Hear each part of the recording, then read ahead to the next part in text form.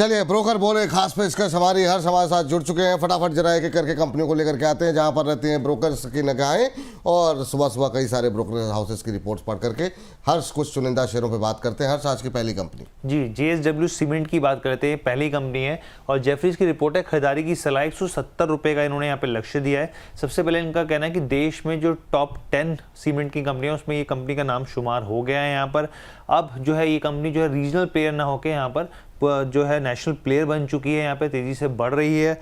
इसके अलावा इनका कहना है कि FY25 वित्त वर्ष 2015 से लेकर 2025 तक देखें, 10 साल का अगर आप देखें पूरा, तो यहाँ पर 13 से लेकर 17% का एक वॉल्यूम ग्रोथ देखने को मिली है, जो कि आगे इससे बेहतर स्थिति दर्शाता है। इसके अलावा मुनाफे की बात की जाए तो यहाँ पे लगातार स्केल अप कंपनी कर रही है, आगे बढ़ने की संभावना है। वित्त वर्ष 2025 से लेकर 28 के बीच में अगर कामकाजी मुनाफे की बात करें साल दर साल के हिसाब से, तो एक बहुत अच्छा नंबर 30 से 35% बढ़ने की संभावना जताई जा रही है। चलिए ठीक है, यहाँ पर 177 तक के टारगेट निकल करके आ रहे हैं। प्रदीप सर, जेफरीज की रिपोर्ट है JSW सीमेंट को लेकर के, आप सहमत हैं इस रिपोर्ट से? 170 के टारगेट दिए जा रहे हैं सर। फिर कौन, मैं? हाँ बोलिए सर। प्रदीप सर आप सेकंड, फिर अमित सर से ले लेंगे। देखिए, मैं सर इतना पॉजिटिव अभी नहीं हो पा रहा हूँ, क्योंकि मैं जब भी कोई न्यू लिस्टिंग होता है टेक्निकल के आधार पे, मैं IPO हाई के ऊपर सस्टेन होता है तब मैं देखता हूँ। लेकिन लगातार आप देखेंगे weekly and monthly as well as, फिलहाल तो मंथली चार्ट भी ज़्यादा अवेलेबल नहीं है, लेकिन डेली चार्ट भी इसका खराब है। तो अभी भी मुझे लगता है कि नीचे का साइड का जो बेस है वो फॉर्मेशन नहीं हुआ है। एक बार ये 115 120 तक भी आ सकता है, तो इसीलिए मैं अभी 170 नहीं देख पा रहा हूँ। कहीं ना कहीं एक बार मैं अवॉइड करने का सलाह अभी दूंगा। यहाँ पे बेस नहीं बना, लगातार IPO के बाद नीचे आ रहा है। चलिए ठीक है, ये बात JSW सीमेंट पे प्रदीप जी की राय है। अगली कंपनी के लिए चलते हैं हर्ष के पास। हर्ष बताइए, अगली कंपनी कौन सी होगी? जी, सरकारी PSU bank bank of Baroda की बात कर लेते हैं। यहाँ पर सिटी की रिपोर्ट है, खरीदारी की सलाह दी है और 310 रुपये का इन्होंने लक्ष्य दिया है। सिटी का सबसे पहले इनका कहना है कि जितना हम एक्सपेक्टेशन लेके चल रहे थे यहाँ पे एडवांसेस को लेकर, वो उससे ज़्यादा बढ़ते हुए देखिए। एक अच्छा जंप जो है यहाँ पे बैंक के एडवांसेस में देखने को मिला है।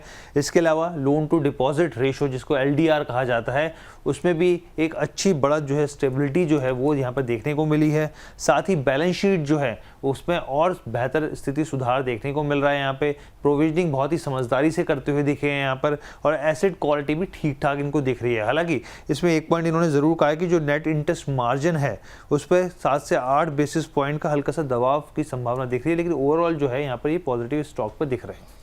चलिए, बैंक ऑफ बड़ौदा पे भी हम लोग बात ही कर रहे थे। प्रदीप जी की राय आ चुकी है यहाँ पर, अमित जी की राय लेते हैं बैंक ऑफ बड़ौदा को लेकर के। सर 266 पे चल रहा है, 310 का टारगेट सिटी ने दिया है, और जिस तरीके से बैंक निफ्टी मोमेंटम दिखा रहा है या PSU शेयरों में तेजी है, आपको लग रहा है ये 310 पर्याप्त होगा या और बड़े टारगेट आप देख रहे हैं? आपकी टिप्पणी क्या होगी बैंक ऑफ बड़ौदा को लेकर? सर 318 का टारगेट देख रहा हूँ और 324 तक का टारगेट देख रहा हूँ। मैं इस सिटी के पिक से मैं सहमत करता हूँ। सहमत कर रहे हैं, 318 324 दो टारगेट यहाँ पर देख रहे हैं। सिटी की रिपोर्ट से सहमत है। तो दो शेयरों पे बात हो गई है, 2 शेयर बाकी हैं। तीसरी कंपनी के लिए चलते हैं हर्ष के पास। हर्ष बताइए। जी, बजाज फाइनेंस की हम लोग बात कर लेते हैं। यहाँ पर मॉर्गन स्टैनली की रिपोर्ट है, ओवरवेट की सलाह 1150 रुपये का इन्होंने यहाँ पे लक्ष्य दिया है। इनका सबसे पहले कहना है कि जो Q2 के अपडेट्स आ रहे हैं यहाँ पर, वो इनको अच्छे लगे हैं। यहाँ पर एक AUM की बात करें तो 24% की ग्रोथ देखने को मिली है। यहाँ पे प्री प्रोविजनिंग ऑपरेटिंग प्रॉफिट जो है उसको देखें तो वो 22% साल दर साल के हिसाब से बढ़ता हुआ दिखा। ये नंबर भी इनको काफ़ी बेहतर लग रहा है। क्रेडिट कॉस्ट जो है वो स्टेबल दिख रही है। इसके अलावा भी अगर यहाँ पर देखें तो क्रेडिट कॉस्ट का 198 BPS पॉइंट, और इसके अलावा FY26 के लिए 191 BPS पॉइंट बढ़ने की संभावना यहाँ पे जता रहे हैं यहाँ पे। और AUM को आगे के लिए अगर बात करें यहाँ पर, तो भी एक अच्छी फिजिबल यहाँ पर ये मान के चल रहे हैं कि AUM जो है वो अच्छी ग्रोथ दिखाएगा। ठीक, बजाज फाइनेंस। अच्छा, जब हम पहले भी इस बात का जिक्र हुआ है कि हमारे और हर्ष के बीच में टाइमिंग ऐसी रहती है कि कम्युनिकेशन नहीं होता है, लेकिन कुछ ना कुछ शेयर्स जो है वो मैच कर जाते हैं। इस पर भी आज हम लोगों ने बहुत डिटेल में बातचीत की बजाज फाइनेंस पे। प्रदीप सर आप देखिए ज़रा कैसा लग रहा है, और काफ़ी एग्रेसिव टारगेट दिए गए हैं मॉर्गन स्टैनले की तरफ से, ओवरवेट की रेटिंग दी गई है। आप सहमत हैं मॉर्गन स्टैनले की इस रिपोर्ट से? जी बिल्कुल, मुझे भी लगता है कि करेंट जोन से भी शायद 20% का अपसाइड यहाँ पे पॉसिबल है। नेक्स्ट 10 से 12 मंथ, 1 साल का मैक्सिमम मुझे लगता है कि आपको वेट करना चाहिए। और 1200 का टारगेट के लिए मुझे लगता है कि करेंट जोन से भी बहुत अट्रैक्टिव वैल्यूएशंस है, आप बाई करके जाइए, और जिनके पास पोजीशन है आप बने रहिए। मुझे लगता है कि करेंट जोन से 20% आप मोमेंटम पॉसिबल है। चलिए ठीक है, ये रिपोर्ट मॉर्गन स्टैनली को लेकर के निकल के आती हुई इनकी तरफ से। और आज के आखिरी कंपनी के लिए चलते हैं हर्ष के पास। हर्ष, कौन सा है आखिरी लास्ट कंपनी कौन सी जी, होगी? एवेन्यू सुपरमार्ट, डी मार्ट की हम लोग बात कर लेते हैं यहाँ पर। और आप देखिए यहाँ पे जेपी मॉर्गन की रिपोर्ट है, न्यूट्रल की सलाह है, 4,350 रुपये का यहाँ पे लक्ष्य दिया है।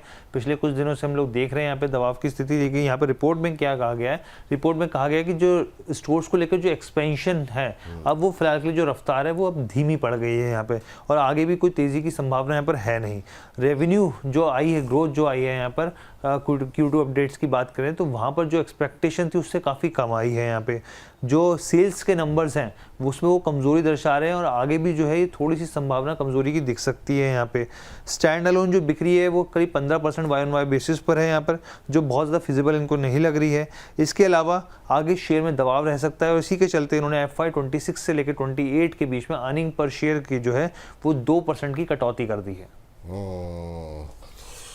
नंबर्स अच्छे देखने को नहीं मिले हैं जो अभी इन्होंने Q2 अपडेट बिजनेस के जारी किए हैं, वो उम्मीद से थोड़े ख़राब रहे हैं, उसकी वजह से थोड़ा सा प्रेशर आज सुबह से ही देखने को मिल रहा है। अमित सर, एवेन्यू सुपरमार्ट 3.5% नीचे, 4350 का टारगेट दिया है। हालांकि अभी भी जो करंट प्राइस है उससे ऊपर के हैं टारगेट, लेकिन जो पुराने टारगेट्स है उससे थोड़ा सा नीचे किया है, न्यूट्रल व्यू है। आपकी टिप्पणी क्या रहेगी?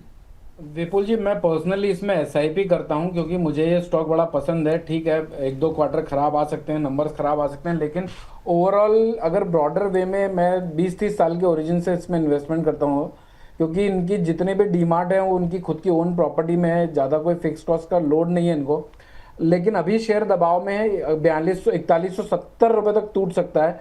4170 रुपये टूटने के बाद जब भी कभी भी 4380 को क्रॉस करता है तो हम इसको वापस से 5000 पार देख सकते हैं, लेकिन उसके लिए इसको 4400 के ऊपर की क्लोजिंग दिखाना पड़ेगा।